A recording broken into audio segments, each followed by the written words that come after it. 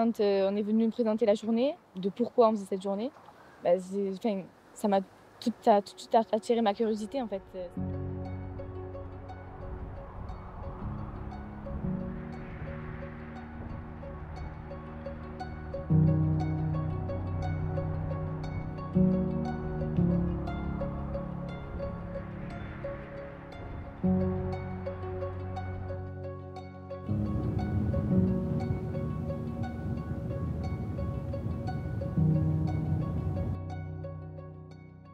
Bonjour, donc moi je suis Delphine, j'ai fondé l'association événementielle Les Imaginaires en Transition en février 2021. On a orchestré en fait une journée à la découverte d'activités et la participation d'activités comme la plantation de haies, la grainothèque, pour comprendre le tri et le partage de semences paysannes, mais aussi des visites de jardins partagés. Je pense que les jeunes sont à la recherche d'authenticité, mais ils n'ont pas forcément l'offre qui va avec. Donc les amener à découvrir cette autre forme de tourisme, un tourisme un peu plus pédagogique, instructif, mais qui reste ludique, ne serait-ce que par les faire participer à des activités beaucoup plus expérientielles. Ça les amène à voir leur territoire complètement autrement et à se rendre compte qu'il y a plein de choses autour d'eux.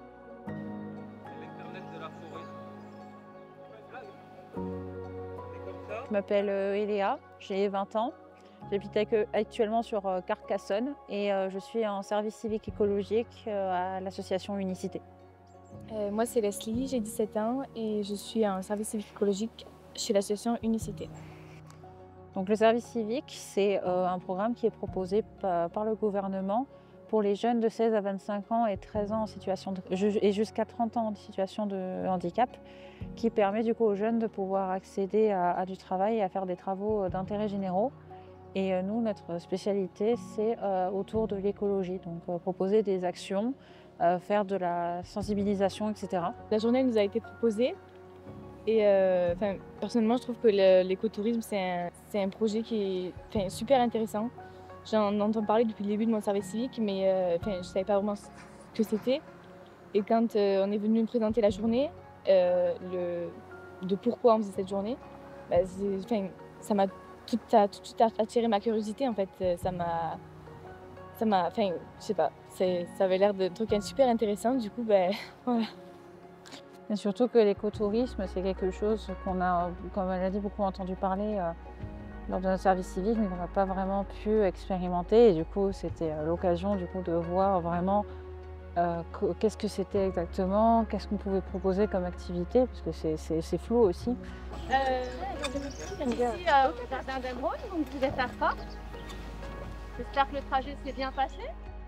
On a du coup commencé par planter des haies et des arbres fruitiers aussi.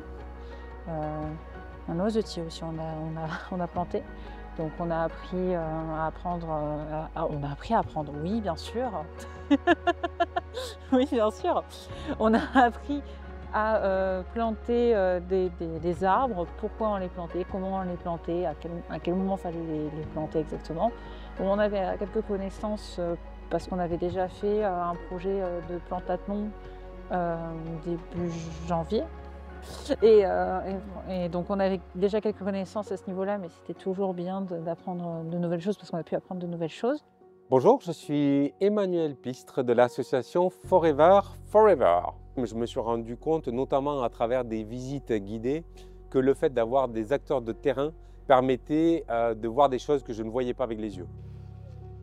Moi, ce qui m'émerveille, c'est de savoir qu'avec ce petit geste de planter un petit plant qui est grand, qui fait 10 cm de hauteur, eh bien, ça va permettre, avec le temps, de recréer à la fois de la microfaune et de la macrofaune. C'est-à-dire que c'est la manière en fait de créer de la vie quelque part, sans prétention, mais le fait de planter des haies, on sait qu'on va recréer de la vie à travers toutes les échelles, et du coup c'est quelque chose de magique, et il y a une action qui est presque métaphysique et qui est au-delà en fait de sa propre personne, que de savoir qu'on va créer des oiseaux, créer des mammifères, créer des insectes, créer des champignons, créer du réseau souterrain, des mycorhizes, etc. avec ces simples gestes de venir participer à une plantation de haies, et ça c'est magique. J'ai apprécié parce que j'ai appris de nouvelles choses, parce que c'était un moyen d'apprendre vraiment très fun. Vous voyez des choses qui vous ne pensez pas forcément, par exemple des trucs créatifs qu'on n'a pas forcément au collège. Moi j'ai bien aimé cette journée parce que j'aime apprendre en travaillant, et du coup j'ai bien aimé cette journée. J'ai appris des techniques pour travailler avec la nature que je ne connaissais pas forcément. Et du coup, ça m'a plu et j'ai aimé apprendre ici. Comme la technique avec les bols en terre qu'on mettait dans la terre pour que ça se... oui, pour humidifier l'eau progressivement. Et ça, je ne connaissais pas, et c'est une bonne technique, je trouve. Moi, c'était la technique avec les troncs d'arbres morts, parce que qui nourrit la terre. Je ne pensais pas qu'on pouvait en mettre autant. Hein. Et je pensais pas que, en fait, c'est comme un cycle. C'est les arbres meurent et ils nourrissent la terre, qui peuvent redonner place à de nouveaux arbres.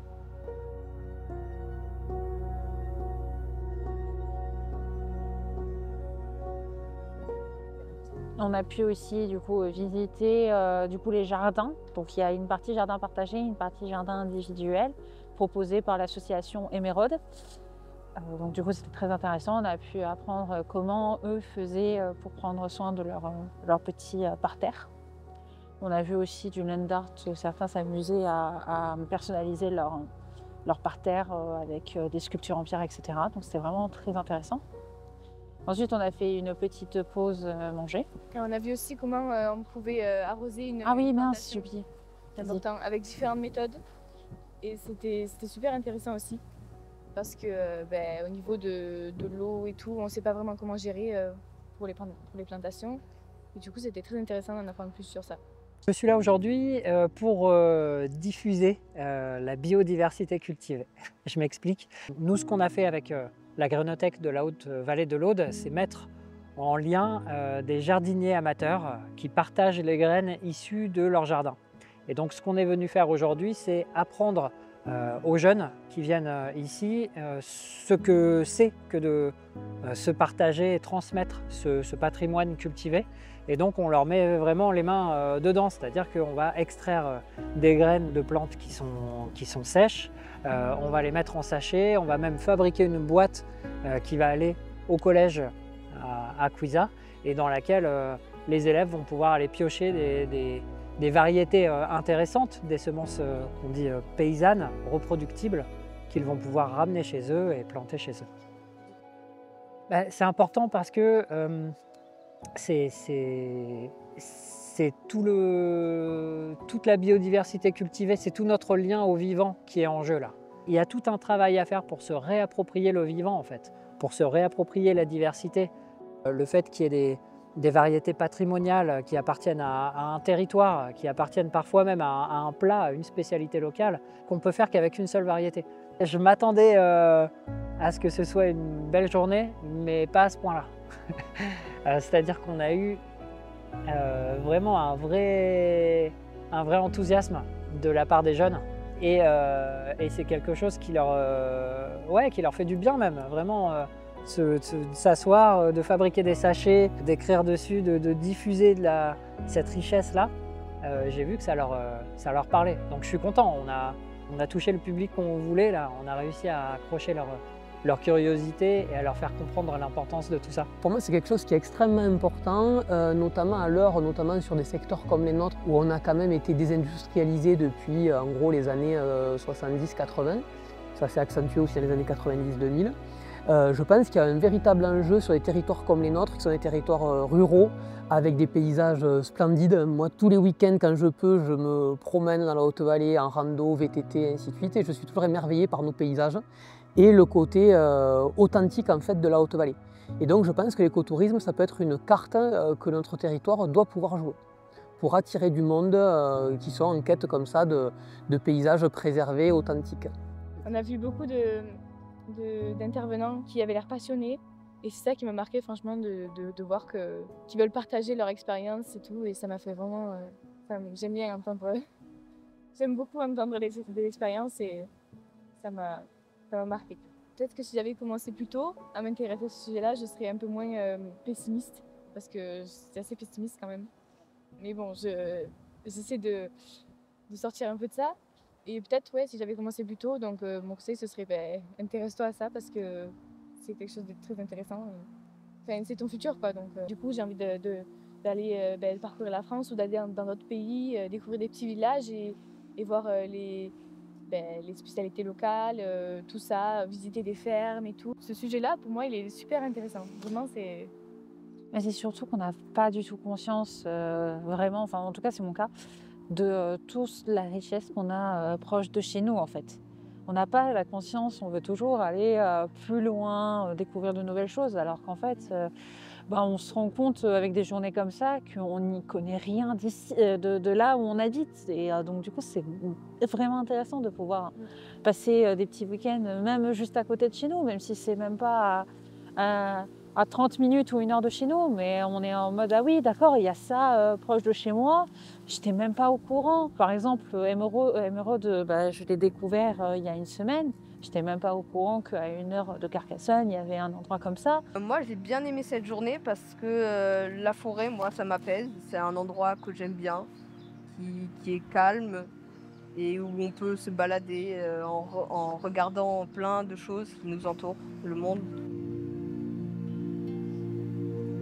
Moi, l'écotourisme, j'ai une impression que c'est comme apprendre des choses avec la nature, oui, avec les autres, en faisant du tourisme, mais dans la nature, en étant avec la nature. Ça fait 20 ans que je travaille dans le secteur du tourisme, que j'ai vu beaucoup de dérives et j'espère qu'avec l'organisation de cette journée, d'un tourisme de proximité, ouvert à tous, on a réussi à montrer que ce secteur peut opérer dans la bascule, notamment par la mise en lumière de tous ces acteurs qui œuvrent pour la préservation de l'environnement. On met en place en fait un tourisme qui s'adapte au monde et à l'environnement. Je me sens bien.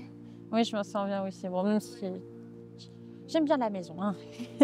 Rien ne vaut mieux que son chez-soi, mais j'ai des souvenirs et de l'apprentissage plein la tête. Et j'ai qu'une envie, c'est d'apprendre plein d'autres choses comme ça en vrai. J'ai envie d'apprendre encore plein de trucs comme ça avec des personnes passionnées par ce qu'elles font.